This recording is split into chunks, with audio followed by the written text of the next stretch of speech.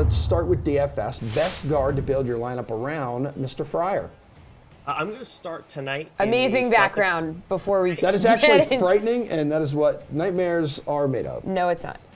I just want everybody to know that I'm not going to make it a habit of doing repeat backgrounds. Jesse had not seen this one. I hadn't seen it. Yeah, now I get to see it. Thank you Fair. so much. In all its glory. For scaring but I do want to start this thing off with Charlotte Boston. I have a couple picks for that one tonight.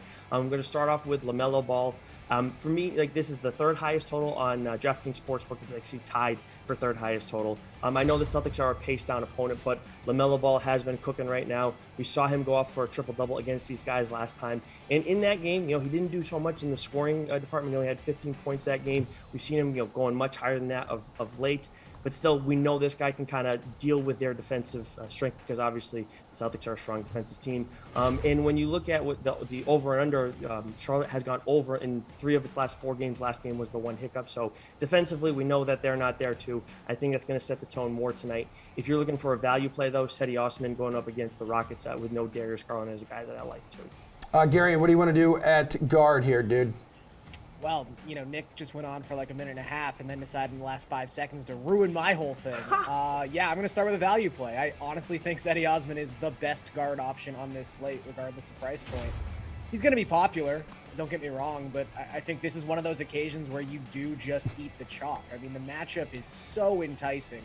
Across their last 15 games, the Rockets not only have the worst defensive rating in basketball, they also run at the highest pace in basketball. And then Osman, it only translated to 27 DraftKings points in their last game against the Pelicans, but here's what he led the team in that night. 38 minutes played, 16 field goal attempts, 12 assists, 16 potential assists.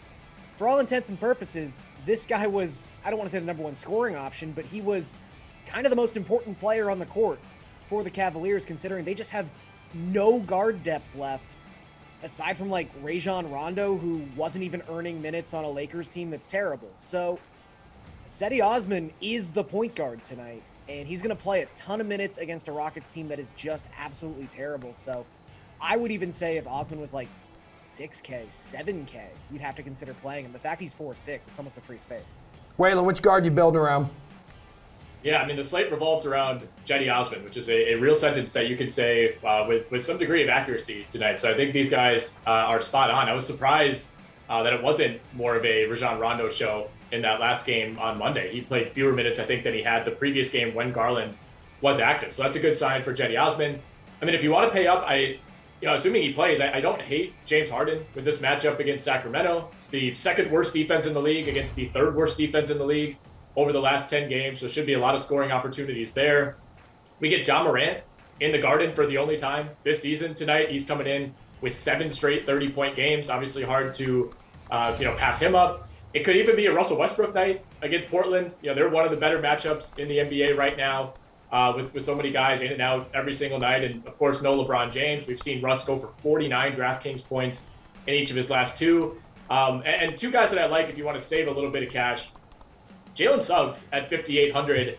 The last few games haven't been pretty. The field goal percentage isn't great. He's been very up and down, but he gets an Indiana team tonight that's the worst defense in the league over the last 10 games. Another team that's had a ton of guys in and out. We have no idea who's going to be active in that front court, and Suggs plays a ton of minutes. So, even though the efficiency isn't always there, this could be one of those, one in every 4 or 5 nights where he breaks out for 35 plus DraftKings points.